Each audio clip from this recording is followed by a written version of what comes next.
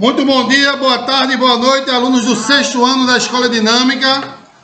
Hoje vamos dar continuidade à nossa gravação de revisão, porque já acabamos o nosso livro, né? Já não aguento mais tanta história, tanta geografia, né? Mas é assim mesmo. Fazer o quê? São ossos do ofício. Mas as férias estão chegando. E aí, quando chegar, meu amigo, a gente vai descansar, né? Descansar valendo, né?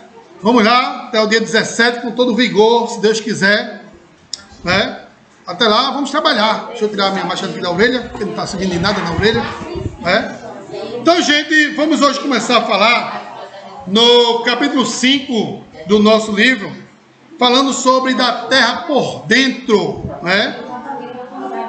Então, a Terra ela foi formada há cerca de 4,5 bilhões de anos atrás. Eu disse bi, eu não disse hétero, viu? Há 4,5 bilhões de anos atrás. Então, quando a Terra se formou, há 4,5 bilhões de anos atrás, ela era uma grande massa de gelo, né? Essa grande massa de gelo, ela ainda não estava na órbita atual. Foi que quando ela se colocou na órbita atual, também chamada de elipse, que é o trajeto que a Terra faz em torno do Sol, é que ela começou a descongelar.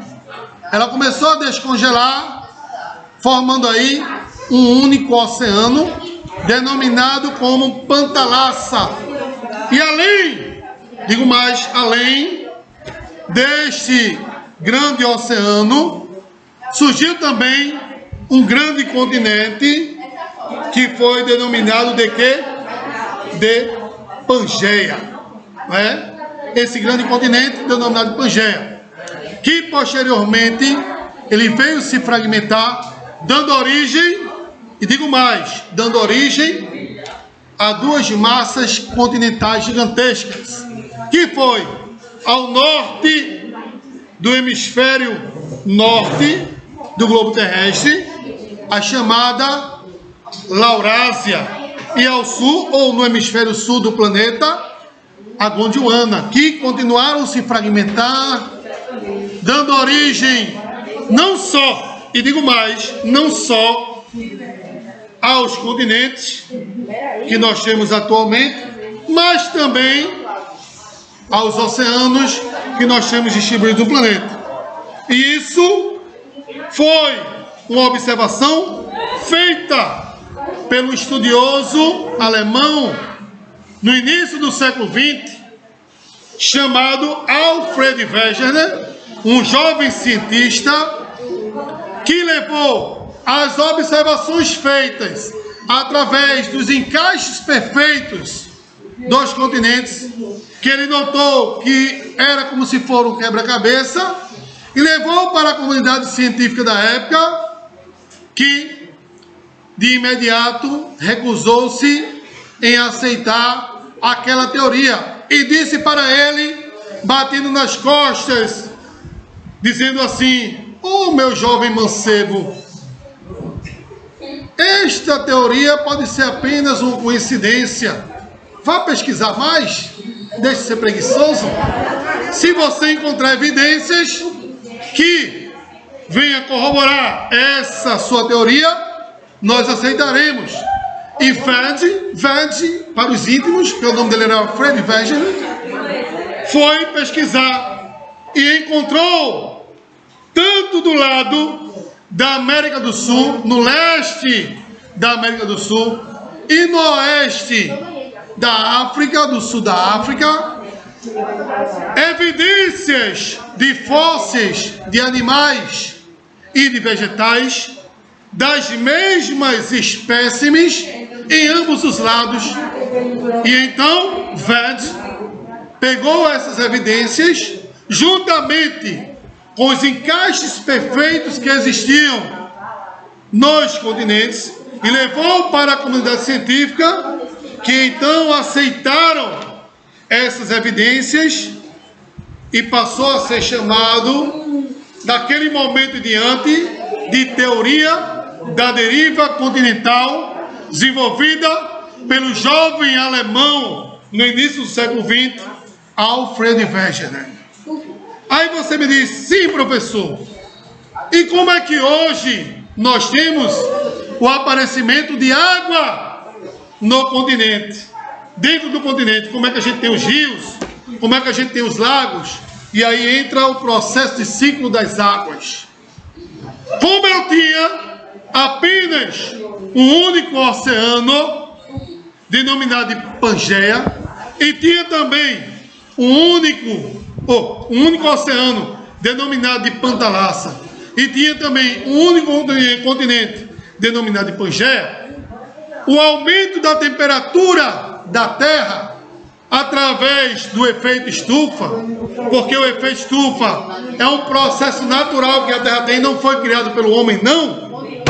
O homem apenas agravou o processo de efeito estufa através da emissão de partículas poluidoras na atmosfera, mas o efeito estufa é um processo natural, que foi ele que promoveu a evaporação da água oceânica, formando nuvens, e essas nuvens, por sua vez, levou a água para dentro do continente através da precipitação, formando aí rios e lagos, né?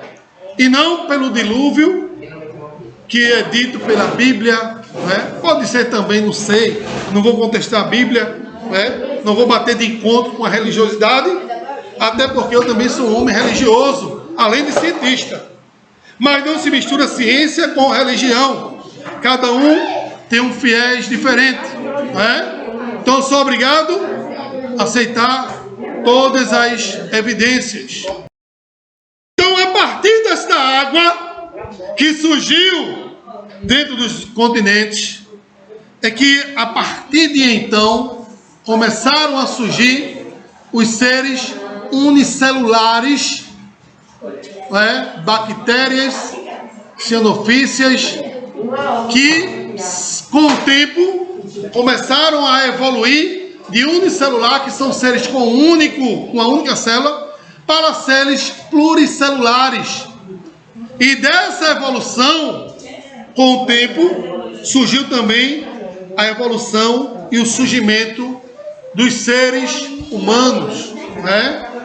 E aí começaram a surgir os primatas, né? Porque a palavra primata vem de primeiro, ou seja, primeiros seres, né? E alguns primatas foram descobertos através de pesquisas arqueológicas, como por exemplo os paradófilos, Boisel, que foram os primeiros crânios a surgirem da evolução do Australopithecus, não é? E aí depois vieram os Australopithecus Sediba, até evoluir para chegar nos Homo sapiens, que somos nós. O aluno me perguntou uma vez, professor, nós somos originados dos sapos, é porque existe Homo sapiens? Eu disse, não, meu amigo. A palavra sapiens vem de sapiência ou inteligência. Não é? Então, toda vez que eu vim falar de Homo sapiens, é a última, digo eu, a penúltima evolução do homem primata. Porque hoje já somos Homo sapiens sapiens, ou seja, uma inteligência mais avançada do processo de evolução desde o primata até os dias atuais. Somos o Homo sapiens sapiens. O Homo sapiens é aquele que fez a descoberta do fogo, fez a descoberta da roda, porque o fogo é o principal produto que promove o desenvolvimento das sociedades. Sabiam disso? Sem o fogo, o ser humano não podia ter a tecnologia que tem hoje. Sabia disso? Por quê? A gente teve inicialmente o fogo que promoveu o processo de produção a partir da queima de vegetais, E, além disso, com o processo segundo da Revolução Industrial, o surgimento do petróleo, ele promoveu o avanço da tecnologia através de processo de produção da queima do combustível fóssil.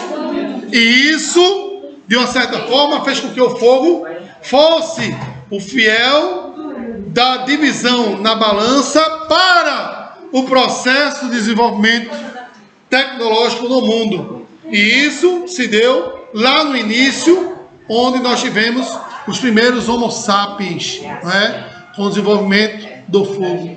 E aí hoje, a gente, como Homo sapiens sapiens, já passamos a desenvolver tecnologias mais avançadas, como o próprio celular, como o próprio computador, que vocês estão me vendo aí, com uma face não tão bonita assim como era 40 anos atrás, não é? Mas o tempo, ele se encarrega de fazer isso no ser humano. E aí não tem nada a ver com o desenvolvimento da tecnologia. Aqui é uma obra de Deus, não é? E o ser humano, ele é encarregado, com sua inteligência, que Deus nos deu, para promover esse crescimento, esse desenvolvimento da tecnologia, e se tornando assim Homo sapiens sapiens. Aí você me pergunta, sim, professor, mas parou por aí? O homem não vai se desenvolver mais? Vai. O homem é uma evolução constante. Você está me vendo hoje com o cabelo na cabeça? Beleza. Daqui a mais 2.000, 3.000 anos, se ainda existir um ser humano sobre a superfície terrestre, ele não vai ter essa feição que eu tenho hoje. Provavelmente vamos ser pessoas sem pelos no corpo. Por quê? Porque nós temos um processo de adaptação ao meio. Há milhares de anos atrás, os primatas tinham o corpo coberto de pelo. Mas o que acontece? Você tem um processo de aquecimento onde o corpo se adapta ao meio.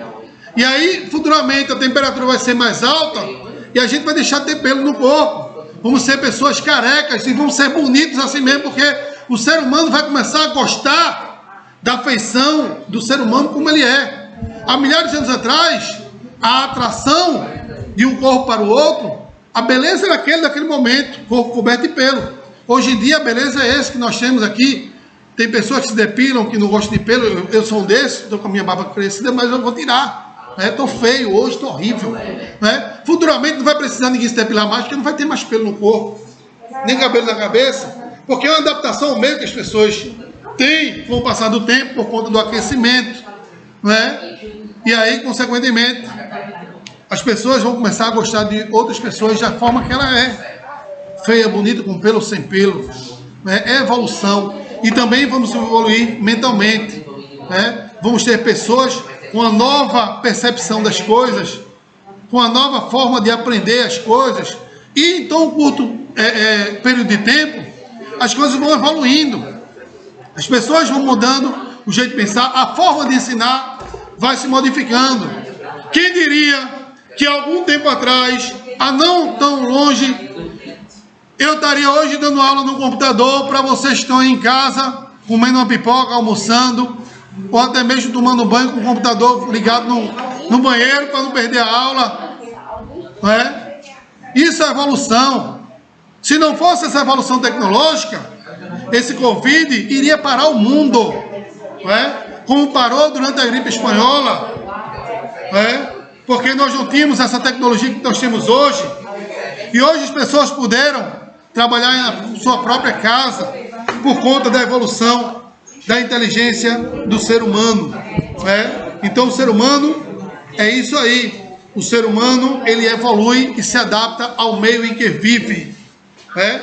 Ao longo de 4,56 bilhões de anos atrás, o nosso planeta sofreu várias modificações, fruto de diversas mudanças climáticas que atravessaram momentos de resfriamento e aquecimento da atmosfera. Vastas áreas da crosta terrestre foram modificadas pelo tempo e pela combinação de diversos fatores.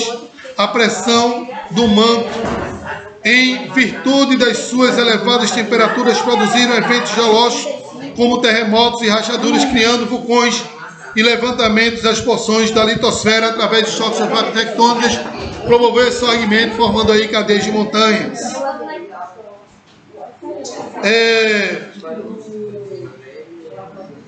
o que gerou a formação dos continentes e dentro das montanhas, nesse verdadeiro caos organizado, muitas espécies animais e vegetais surgiram de outras formas desapareceram nos bilhões de anos das eras geológicas.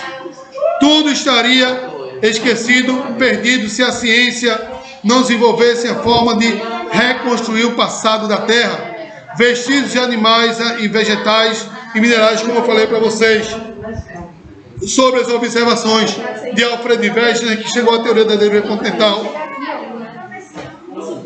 Vestígios de animais, vegetais e minerais muitos antigos foram encontrados em diversas rochas e, quando comparados aos animais e vegetais da atualidade, indicaram que estes não eram semelhantes. Essas plantas e animais eram restos de antigos organismos que foram conservados. Esses restos vestígios que se depositaram em rochas que permitem estudos de formas de vidas antigas recebem o nome de fósseis.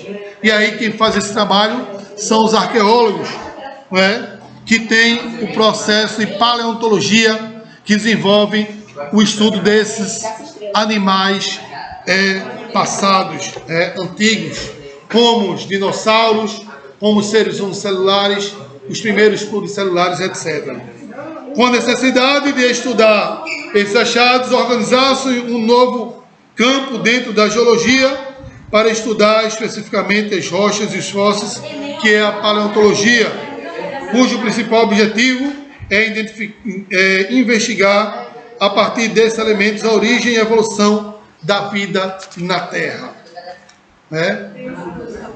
Estudando rochas, fósseis, a geologia e a paleontologia podem descobrir em ambientes estes elementos se formaram-se, bem como as diferentes espécies animais e vegetais que neles viviam, a formação de rochas em épocas passadas e se nessas épocas houvessem alguns processos de modificação ambiental, principalmente climáticas, eram estudados também nessas rochas.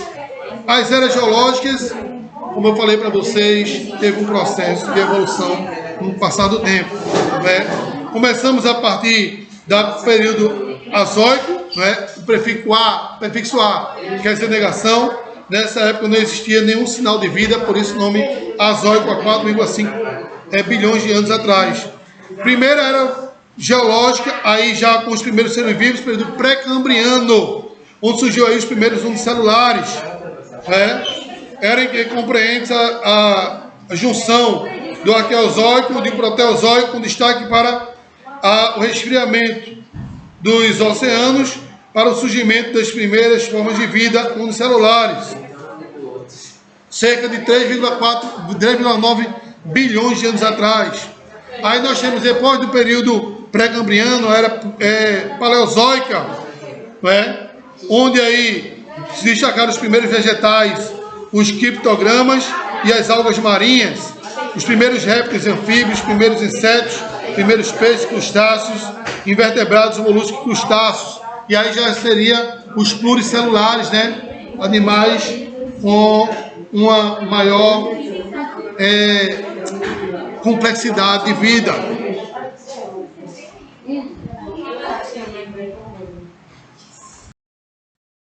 E aí veio a era mesozoica, o período meso, a palavra meso, o prefixo meso quer dizer meio. Meio que é a metade do tempo, desde a era azoica até os dias atuais cenozoico. O mesozoico é a metade do tempo, meso quer dizer meio. E aí nesse período mesozoico, em termos vegetais, surgiram aí o angiospermas, desenvolvimento dos gimnospermas, que são partes das plantas, já é uma complexidade maior relacionada aos vegetais. E dentre os animais surgiram os peixes, os pássaros, répteis marinhos, os sáurios, os caramujos, os anfíbios e os répteis. E aí já na era cenozoica, que é essa era que nós vivenciamos atualmente, por isso o nome seno, você participa da cena, do momento, você é artigo do momento que está sendo vivenciado. Já surgiram os pinheiros nas áreas de clima subtropical e temperado, no que se diz respeito aos vegetais, e também plantas como as que nós temos hoje, plantas mais complexas. Os seres humanos também, os mamíferos, pássaros, insetos, os répteis e os primatas também surgiram no período Cenozoico. E aí nós tivemos essas eras geológicas que nós temos nos dias atuais. Então, gente, vou finalizando por aqui. Que Deus abençoe a todos vocês. Um beijo, um abraço, um cheiro, um amasso.